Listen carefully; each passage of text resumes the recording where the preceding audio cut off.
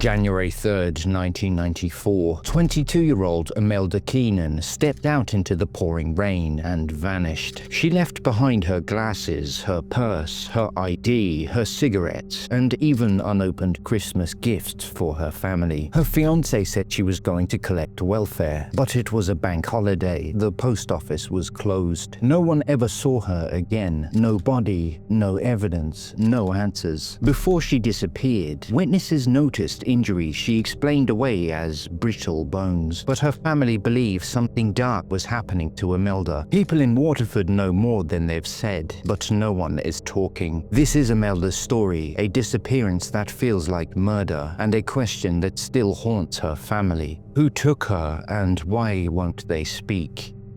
Welcome to Crimes That Haunt Us. We release a new case every Sunday at 6 p.m, so hit subscribe and don't miss the next one. And let me know your thoughts on this case in the comments. I'd love to hear what you think. Imelda Keenan was born on March 24, 1971 in Mount Mellick, County Laois, a quiet town where family roots ran deep and life moved at a gentle, predictable pace. Her parents, Florence and Elizabeth Keenan, raised their children in a cozy country family home on Manor Lane. This was a very traditional, tight-knit Irish family unit, the kind where everyone knew each other's routines, joys and sorrows intimately. Imelda was the second youngest of 9 siblings. She had 5 brothers and 3 sisters. The household was always busy and bustling, voices overlapping, doors slamming, meals shared around a crowded table. Perhaps because she was a lot younger than many of her siblings, Imelda grew up somewhat quiet and shy, a little introverted at times. By her late teenage years, she kept a small circle of friends. She was intensely private with personal matters. When you earned her trust, you became a lifelong friend, the kind she held onto fiercely. Imelda was a very petite girl with long brown hair and striking blue eyes. She had a perfect set of teeth thanks to meticulous grooming, and she always took pride in looking presentable, with a keen interest in clothing and fashion. Her family used to joke, in their classic wit and sarcasm, that Imelda was a banshee, always sitting in the corner, brushing her hair obsessively and keeping it pristine, as if some unseen force compelled her to maintain that flawless appearance. She was an avid writer and kept a personal diary in which she documented daily her thoughts, feelings, and aspirations. She also consistently wrote letters to her mother when she eventually flew the nest and moved to Waterford following her older brothers. Those letters, a lifeline across the distance, filled with the small details of her new life. As a pretty young lady, she developed a real passion for music, singing. Her family was quite musical: fashion, makeup, and writing. These were the things that lit her up quietly, away from the spotlight. After leaving school, she spent time living in both Waterford and Cork, where her older brothers Ned, Jerry, and Michael had moved down to. She moved in with brother Jerry at first in Waterford, but there were 5 of them in the house, and she had grown up in a very busy house, so she didn't stay there long. She also moved down to Cork and lived for a while with her brother Michael before moving back up to Waterford.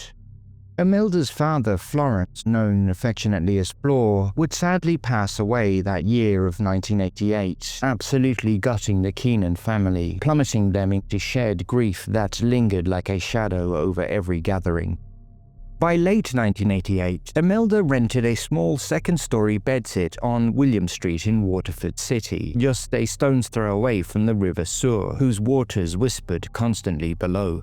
She then began a serious, long-term relationship with Mark Wall, a musician who was playing in a local band called Spellbound. After only spending a year together, the couple became engaged. Mark was several years older than Imelda, and due to the size of Imelda's own rented flat in William Street, Mark continued to live permanently at his parents' home with stayovers at Imelda's flat. She soon became involved in the world of CB radio, which her boyfriend was involved in as a hobby, going under the handle name of Moonlight Lady, a secretive, intimate world of voices in the night. Imelda would still take regular weekend visits to her original family home in Mount Mellick, Laois, and remained very close to her two older brothers, Jerry and Ned. It was not unusual for her to spend a few days or even a week with them in Waterford, or return to the family homestead over summers and holiday periods, the pull of home always strong. In the lead-up to December 1993, Imelda had taken a part-time FÁS computing course at the Waterford Technical Institute in Computer Studies, a course acquired while she was still in the social welfare system, which had recommended it to her, a small step toward independence. In December of 1993, Imelda had decided that this year she would not be coming back to Mount Mellick to spend Christmas with her mother and visiting siblings. She planned to travel up post-Christmas and spend New Year's with them instead.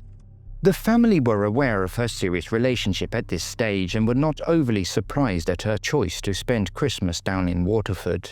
She informed her mother of these plans by way of her usual favourite correspondence, a Christmas postcard, simple words carrying the promise of reunion soon. On the 10th of December 1993, Imelda and her fiancé Mark Wall met up with her brother Ned for a catch-up, this time in the Three Ships pub in Waterford. After some socialising, they went back to Imelda's for a nightcap and a coffee before Ned left for the night. Ned would later reflect that Imelda had seemed down, and so he had playfully probed her as to why she was a bit off, but she simply brushed it off as nothing. He says that she never confided in him anything particular, and that he wasn't overly concerned with her mood at the time of him leaving. Unbeknownst to Ned at this time, however, this would be the last time he ever saw his sister again. Imelda and Ned were particularly close, with Ned being the sibling she turned to the most in times of stress or trouble, the one who always had her back. Imelda had begun buying Christmas presents for her mum, her siblings, her nieces and nephews, both in Waterford and Laois. She was also said to be a very proud auntie who doted on her nieces and nephews. Imelda also bought a wreath which she planned on laying at her father's grave when she travelled up to Mount Mellick post-Christmas, small tokens of love and memory.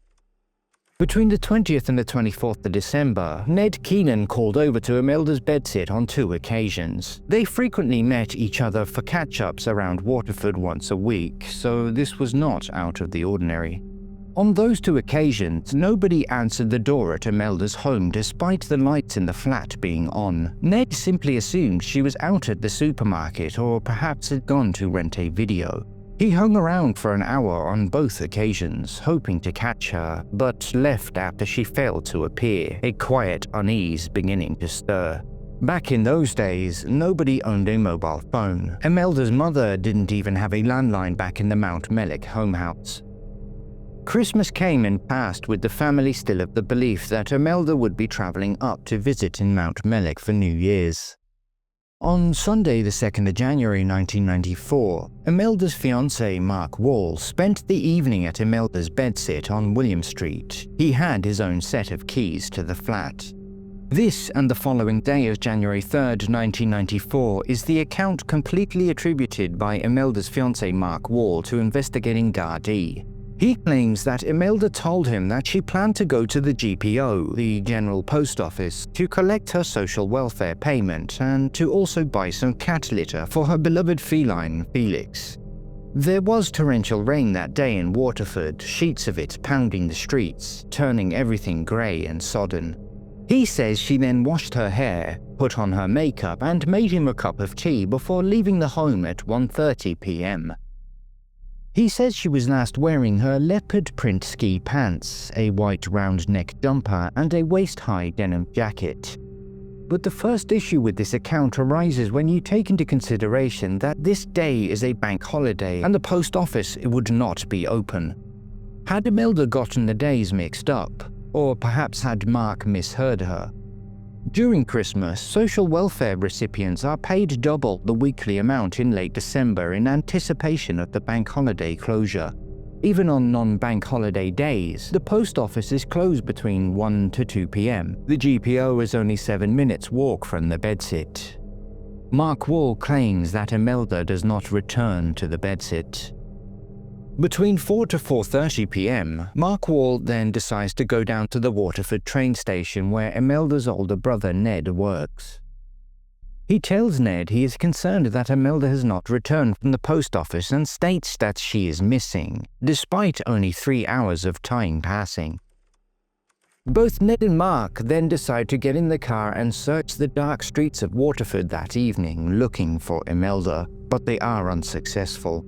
It must be reiterated again that this was a time when mobile phones nor the internet existed. The Keenan household back in Liege did not have a landline, and thus it would take days before the family could establish that none of them had heard from Imelda in at least 10 days by this point.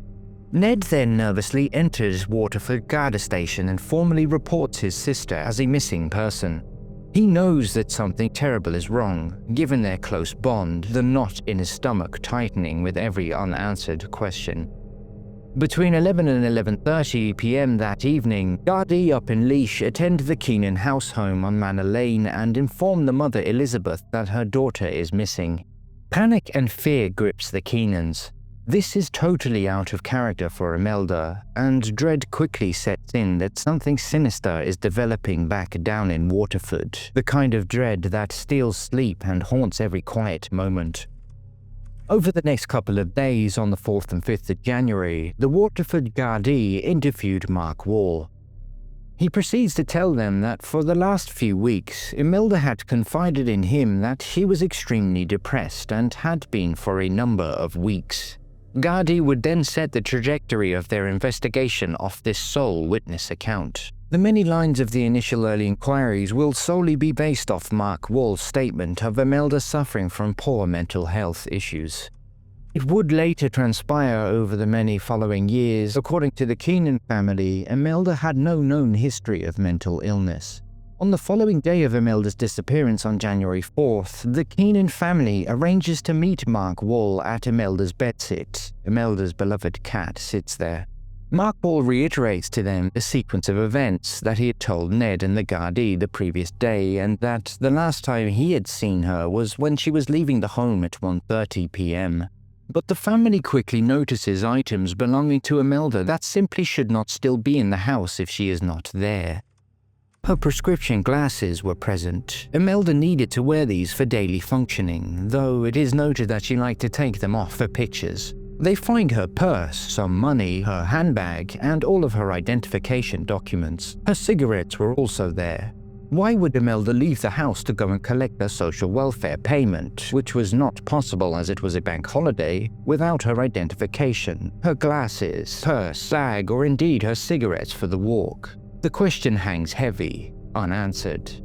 Perhaps more peculiarly, there lay her unopened Christmas presents. The presents for which she had bought and planned to give her mum, siblings, nieces and nephews over the New Year's period also lay unopened. Yet one item was strikingly absent: her diary.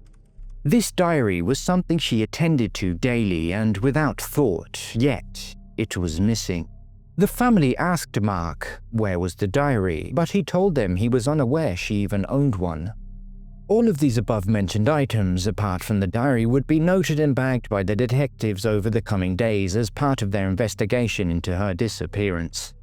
Over the coming days, as the Keenan family were able to come together and try to figure out what had become of their beloved sibling, a pattern emerged.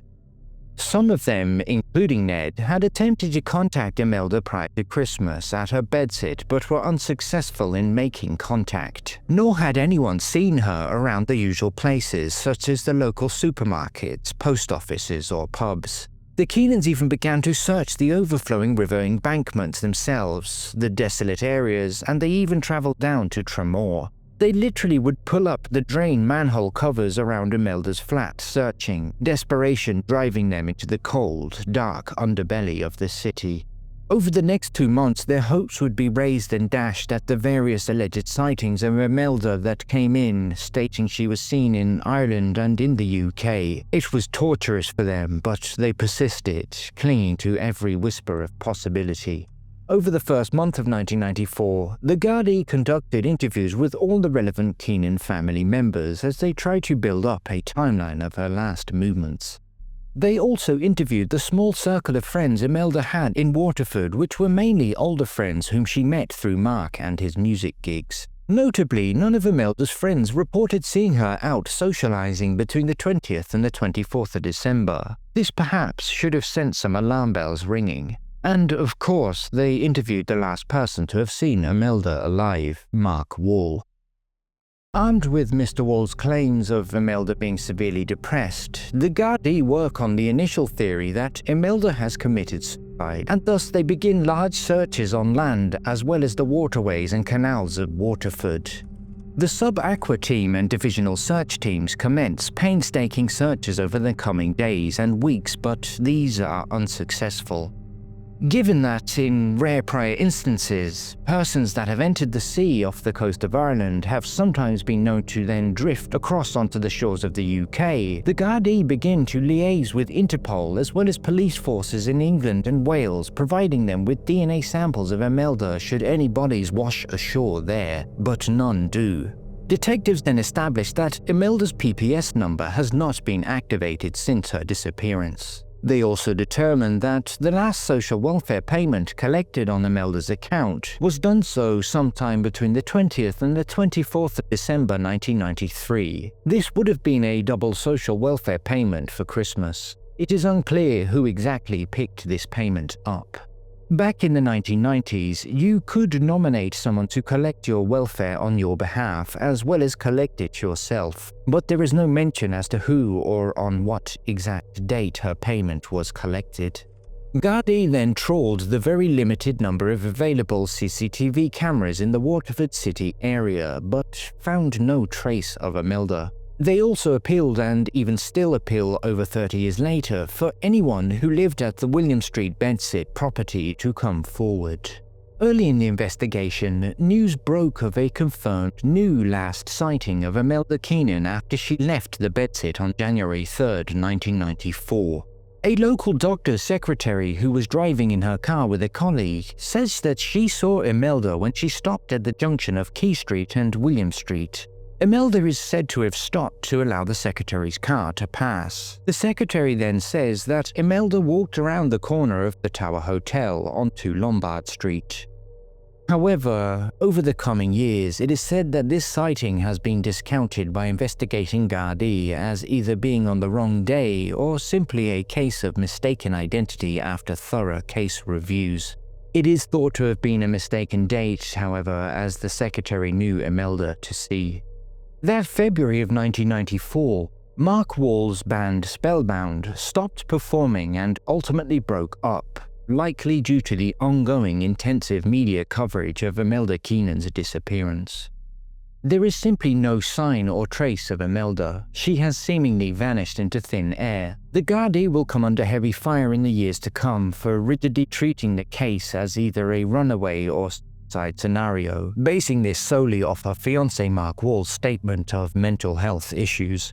And because of this decision to not pursue the disappearance as potentially suspicious, crucially, they would never thoroughly search the bedsit nor conduct a forensic examination of the dwelling. Over the coming years, the Gardaí would shift their line of inquiry and dispensed with the self-harm or runaway scenario. They now believe that whatever had happened to Imelda Keenan had taken place between the 20th and the 24th of December 1993. The family believes that Gardaí identified a person of interest early in the investigation, though no one has ever been charged or publicly named in connection with Imelda's disappearance. The investigation would frustratingly go cold with no movement on the case. Imelda would get periodic appeals over the years, and her brother Jerry Keenan, as well as her niece Gina Kerry, became staunch advocates for justice for Imelda to date. In 2009, Imelda's heartbroken mother, Elizabeth, died without getting any answers to what happened to her beloved daughter. That same year, a memorial plaque was erected on the bridge linking William Street and Lombard Street, with the inscription, "Always remembered, our darling daughter and sister Imelda Keenan, Mount Mellick, County Laois, reported as a missing person from this street 1993 to 1994. The family calls it the closest we'll ever get to a headstone." In 2011, Imelda's brother and best friend, Ned, dies. He and Imelda were particularly close, and it was he who had been the last family member to have seen Imelda alive. In 2012, the Gardaí received a tip-off which led to a major search of a derelict bungalow in Ferrybank, Waterford. Frustratingly, however, nothing of evidential value was found, and the Keenans family's hopes are dashed once more. In 2018, another of Imelda's siblings, Donal Keenan, sadly passes away. He too goes to his grave, never knowing what happened to his sister. That same year, Imelda's brother Jerry gives a keynote speech during a National Missing Ireland convention, where he states that there are people in Waterford who know what has happened to Imelda and are refusing to come forward to assist Gardaí. Then came a shift in momentum in the case. Early in 2023, a woman who knew Imelda in the early 1990s but had since moved away contacts Gardaí after seeing a TV program on Ireland's missing women. She provides details of a number of frightening incidents involving Imelda in Waterford before her disappearance. She later gives a formal statement to Gardaí. And between 2023 to 2024, Gina Kerry's social media and YouTube campaigns prompts 8 to 9 separate people who do not know each other to come forward with consistent accounts of the pressures and injuries Imelda was under in the early 1990s. Shockingly, it emerges that she had been seen on numerous occasions walking around Waterford City wearing a cast or her arm in a sling, walking on crutches, and on another occasion her neck in a brace. Imelda is said to have brushed this off as having brittle bones. The cause of these injuries are not publicly known, but would surely be recorded within the hospital records. The Keenan family now firmly believes that these were from sustained abuse or pressure by someone known to her, and not caused by brittle bones as Imelda had once claimed. Most of these independent witnesses' accounts are consistent with each other, with the Keenans feeling that this is crucial evidence in the family's pursuit for the Gardaí to reclassify Imelda's case from a missing persons to a murder inquiry. In January 2024, Jerry and Gina approached the Gardaí with what is described as new evidence that could help the investigation. They have been pushing for Imelda's case to be upgraded from a missing person inquiry to a murder investigation since the early 2000s by this stage. They report that Imelda's small circle of friends in 1993 have critical information, but it is not publicly disclosed what this new information is. In September 2024, Sunday World journalists approached Mark Wall at his home in Waterford and asked him if he wanted to join and back Imelda's family's public campaign to have the case upgraded to a murder investigation. But instead of agreeing or staying silent, Wall launched into an extended, angry tirade at the journalists. He strongly denied any evidence of murder, repeatedly called the family's position a conspiracy theory. He then insisted there is not a shred of evidence of foul play, then accused the family of twisting everything, and then told the journalists to f*** off in explicit terms. The following are some of the verbatim key exchanges.